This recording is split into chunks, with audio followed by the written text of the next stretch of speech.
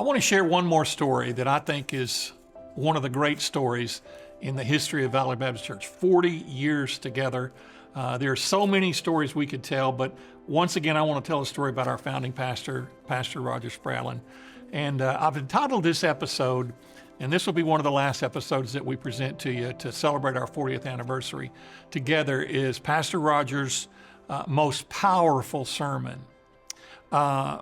Of all the things you could say about Roger, probably first and foremost, you would say he was a preacher, a great preacher, a powerful preacher. And I tried to do some math in my head, and this is woefully short. Math is not my long suit, but it's not that hard to do a little bit of addition.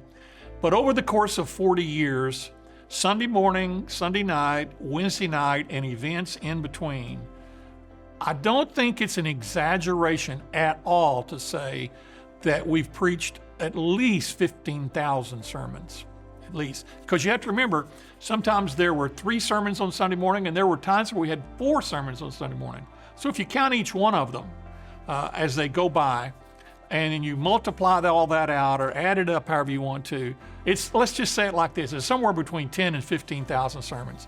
Well, that's a lot of preaching. That's a lot of sermons. And I heard if probably 98%, or I preached a great deal of those sermons myself. In the case of listening to Roger, I probably heard 98% of them. The only time I would have missed one was when I was on vacation or something like that. So, I mean, I heard almost every one of them.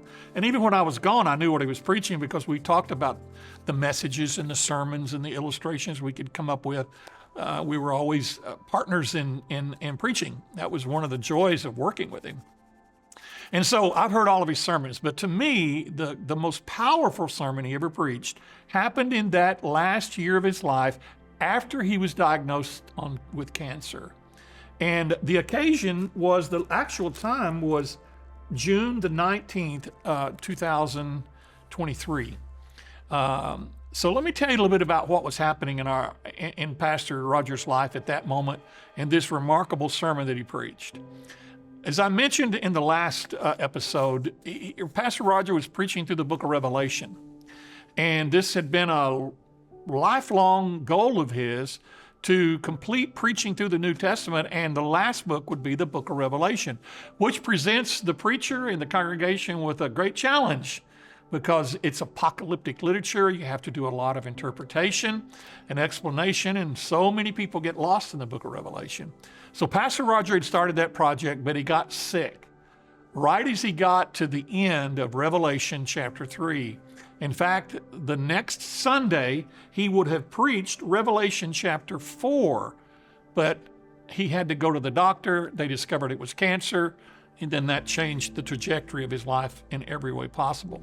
He even had written up the sermon on Revelation chapter 4 and had it ready to go, but he was never able to preach Revelation 4.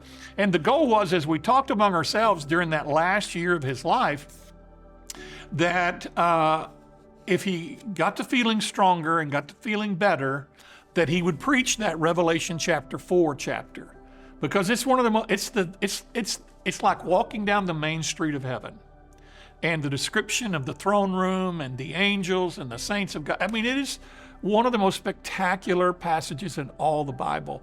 And Roger felt a burden to want to preach that because he was coming to grips with the fact that he's going to be there in Revelation chapter 4, and he's not long for this world.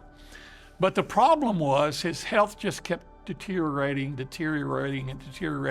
Well, then once they started the medication, the chemotherapy, and all of the drugs he was taking, it was just even worse. He got weaker and weaker and weaker. After he had that first round of chemo, he was so very sick, but that kind of brought him out of it for a period of time. And so we were discussing, hey, this might be the time for you to preach Revelation chapter 4. But he understood his own limitations, and he said, I'm not going to be able to preach 3 times. I'm just not. I think maybe I have one sermon in me that I could preach at one time. So we began to talk about, all right, maybe the idea of preaching on a Sunday morning is not going to be possible because he was so ill. But he was feeling better. In fact, he went back home to Oklahoma. He attended his 50th anniversary high school reunion, which was a class of about 25 people, and I think 22 of them were there. And Roger wanted to be with his classmates. That was in June. In July of that year, many of us went back to Oklahoma, and he and I both loved the 4th of July, and we spent the 4th of July on his farm where his family lives. And we had our own 4th of July fireworks show, and he was probably, I told Ginger the other day, he was probably at his best on the 4th of July. But in between those events, we had a men's night on the calendar. And Roger said, you know what, I think I could preach that men's night. And so that's what we planned. And we joined in together with the Influencers Men's Ministry in the city of Bakersfield, and we had an all men's night, and Pastor Roger was going to preach. That sermon and that service, I think, is the most powerful spiritual experience that I've ever had in 40 years at Valley Baptist Church. First of all, the place was packed out. You couldn't find a seat anywhere. In fact, we set up every chair we had. People were sitting on the stairwells. They were standing in the back. It was absolutely packed out. And this was a congregation of all men, 100% men. And Pastor Rogers stood before the congregation that night and delivered what I perceived to be a message from a dying man to dying men. And he chose for his text that night the last lines of 2 Timothy chapter 4. Now, 2 Timothy chapter 4 is Paul's last biblical chapter chronologically. He's writing a letter to Timothy, his son in the ministry, and he's given him some final instructions. And then he encourages Timothy to come to Rome and meet with him because there's other instructions he wants to give to him face to face. And so he writes this letter, and in the conclusion he says, "Do your utmost to come before winter." And then he said, this one and that one and the other one, different names, Linus, Pudens, Claudia, they all greet you as well as all the brethren in Rome. Pastor Roger took that line from 2 Timothy chapter 4, verse 21, and he just took those two or three words, come before winter.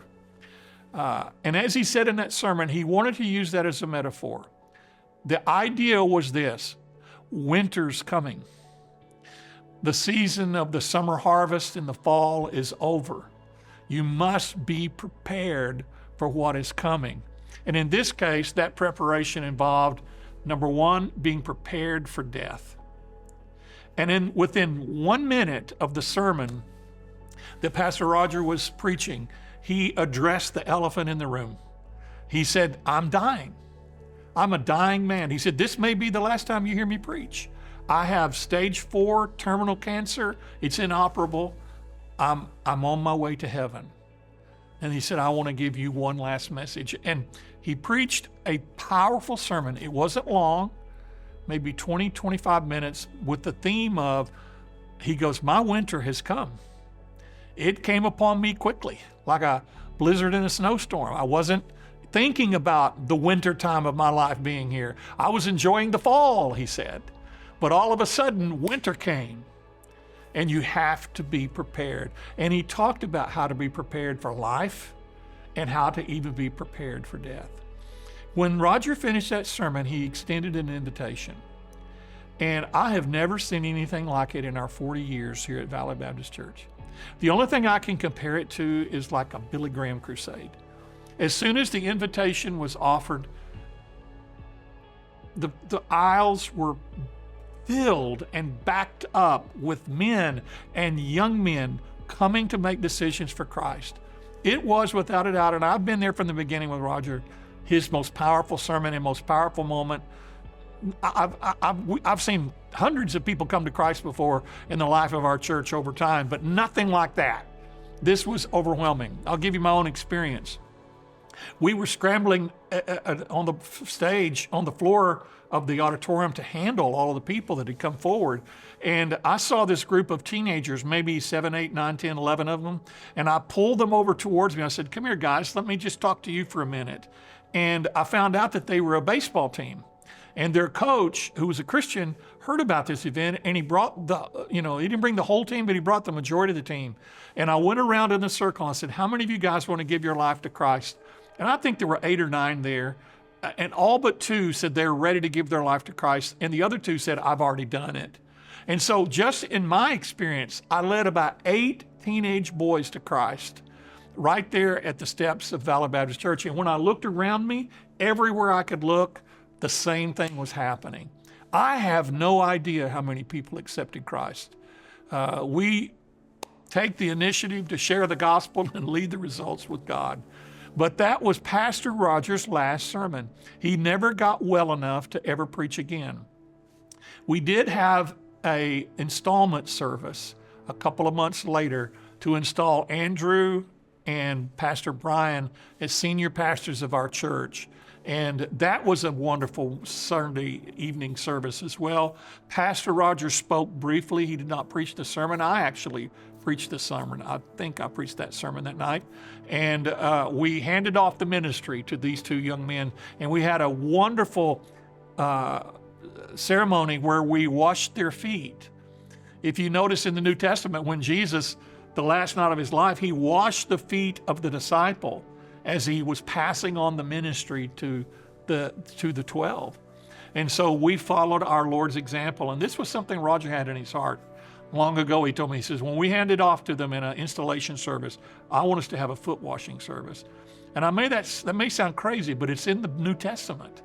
And it was one of the most spiritual moments that I think our church has ever experienced. Those were back to back. But that night when he preached to the house full of men, probably close to 2,000 men there, I've just never seen anything like it. I feel like there was a spirit of revival that night. In fact, I believe that it was preceded by a spirit of revival, because what happened when Roger got ill, and that last year of his life, he was ill. I've never seen our congregation broken in prayer the way they were for Pastor Roger. And every Sunday was, let's pray for Roger. And then there were prayer meetings that were called. Every ministry of our church was involved. The whole congregation was touched by Roger's, certainly his life, but then his illness. And then that revival did not stop. After Pastor Roger died, and we could talk about his funeral, but let's just leave it with what we've discussed so far. That next year, that would be 2024, which was just last year, turns out to be the most productive year in the life of Valley Baptist Church over 40 years. We saw more people saved. We saw more people baptized. We saw greater attendance than we ever had before. And 1 year later, almost to the date of Pastor Rogers' death, we baptized our 10,000th person here after 40 years of ministry. And you know what? That revival is still going on.